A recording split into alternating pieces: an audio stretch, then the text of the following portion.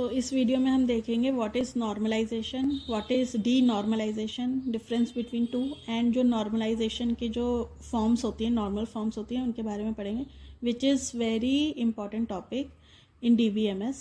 तो सबसे पहला आता है आपका व्हाट इज़ नॉर्मलाइजेशन। तो database normalisation is the process of organising data in database to minimise duplication redundancy of information. हम नॉर्मलाइजेशन तब करते हैं डेटाबेस का जब हमें डुप्लीकेट डेटा या रिडंडेंसी कम करनी होती है। तो normalisation helps to eliminate duplicate data in tables and improve database efficiency. जब रिडंडेंसी डुप्लीकेसी रिमूव होगी तो उससे क्या होता है, एफिशिएंसी इम्प्रूव होती है डेटाबेस की। It involves creating tables and establishing relationship between them. इसमें क्या होता है, हम बहुत सारे टेबल बनाते हैं, छोटे टेबल बनाते हैं जिससे रिडंडेंसी रिमूव होती है। But it improves data integrity बहुत ही इंपॉर्टेंट पॉइंट है, जिससे इस नॉर्मलाइजेशन से डेटा इंटीग्रिटी इम्प्रूव होती है हमारी। Next is reduces the risk of anomalies, मतलब अनवांटेड इंसर्शन डिलीशन नहीं होता किसमें, नॉर्मलाइजेशन में। देन एंश्योर डेटाबेस स्केबिलिटी, मतलब इसमें क्या होता है, हम एक्सपेंड कर सकते हैं अपने डेटाबेस को नॉर्मलाइजेशन में, तो ये इंश्योर करता है स्केलेबिलिटी को डेटाबेस की।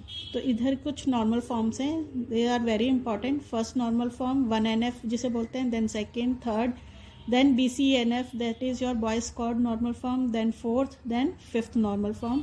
अब इनको थोड़ा थोड़ा देख लेते हैं कि कैसे क्या करती हैं ये नॉर्मल फॉर्म्स। तो पहली नॉर्मल फॉर्म है 1NF जिसे हम फर्स्ट नॉर्मल फॉर्म बोलते हैं, जो कि very basic level of normalisation होता है। इसमें क्या होता है, जो सेल होता है, हर टेबल का सेल होता है, उसमें केवल एक ही वैल्यू होगी। ऐसा नहीं कि कॉमा सेपरेटेड है या कुछ है, एक ही सेल में एक ही वैल्यू होगी। तो ये इंश्योर करता है first NF 1NF।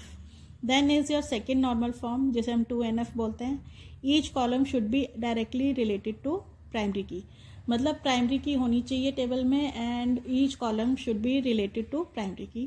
Third normal form क्या होते हैं, all non key attributes. Non key attributes क्या होते हैं, जैसे कोई जो कॉलम प्राइमरी की नहीं है, फॉरेन की नहीं है, तो वो क्या हो गया आपके non key attributes. Should be independent of each other, मतलब एक दूसरे पे डिपेंडेंसी नहीं होनी चाहिए। Then is your Boyce Codd normal form, that is your each non key attribute is dependent on a candidate key, मतलब जो भी नॉन की एट्रीब्यूट्स हैं वो कैंडिडेट की पे डिपेंडेंट होने चाहिए।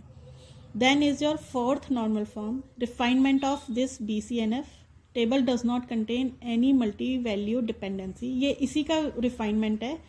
Then is your fifth normal form, that is your 5NF।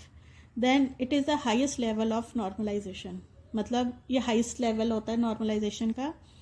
इसमें क्या होता है, देखो, creates smaller tables two remove data duplicacy.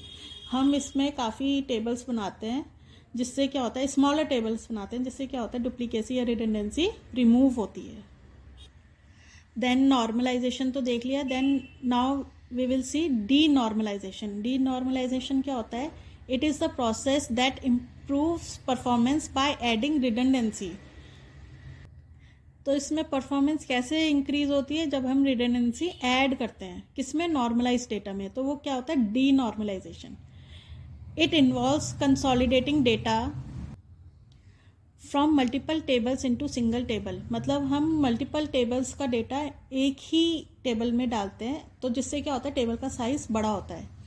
Data में गेट इनकंसिस्टेंट, मतलब इसमें डर रहता है कि इनकंसिस्टेंट हो सकता है हमारा data. It requires more storage space, क्योंकि हम कंसोलिडेट कर देते हैं कुछ टेबल्स को एक ही टेबल में, तो डेटा एक टेबल का साइज बड़ा हो सकता है, तो ये requires more storage space. Combine tables, that's why number of tables में गेट लेस, क्योंकि हम कंबाइन कर देते हैं टेबल्स को तो नंबर ऑफ टेबल्स कम होते हैं। लेकिन नॉर्मलाइजेशन में बढ़ सकते हैं क्योंकि हम स्मॉलर टेबल्स बनाते हैं उसमें, लेकिन इधर क्या होता है, बिग टेबल्स बनाते हैं, तो नंबर ऑफ टेबल्स क्या हो सकते हैं, लेस हो सकते हैं। Then it requires careful management, क्योंकि काफ़ी ज़्यादा इसमें हमें ध्यान रखना पड़ता है टेबल्स का, कैसे डीनॉर्मलाइजेशन करना है, तो very careful management is required.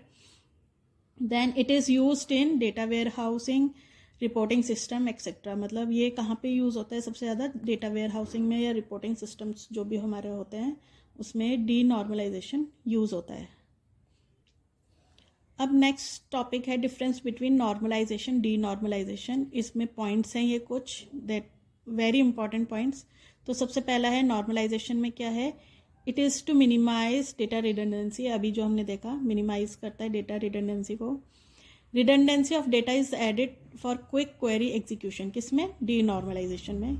Inconsistency of data is reduced. Normalisation में क्या होता है? इनकन्सिस्टेंसी रिड्यूस होती है, जबकि इसमें इनकन्सिस्टेंसी अकर होती है। It improves data integrity.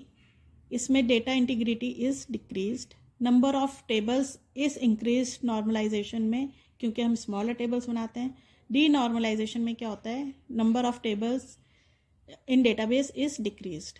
Then normalisation में नेक्स्ट पॉइंट क्या है? Disk spaces usage is optimised, लेकिन इसमें requires more storage space. It is easier to maintain normalization. Denormalization requires careful management. Last is it is generally faster, and denormalization क्या होता है? Slower due to redundancy. तो these are the important points किसमें difference between normalization and denormalization. तो ये बहुत ही important topic है. So thank you for watching the video.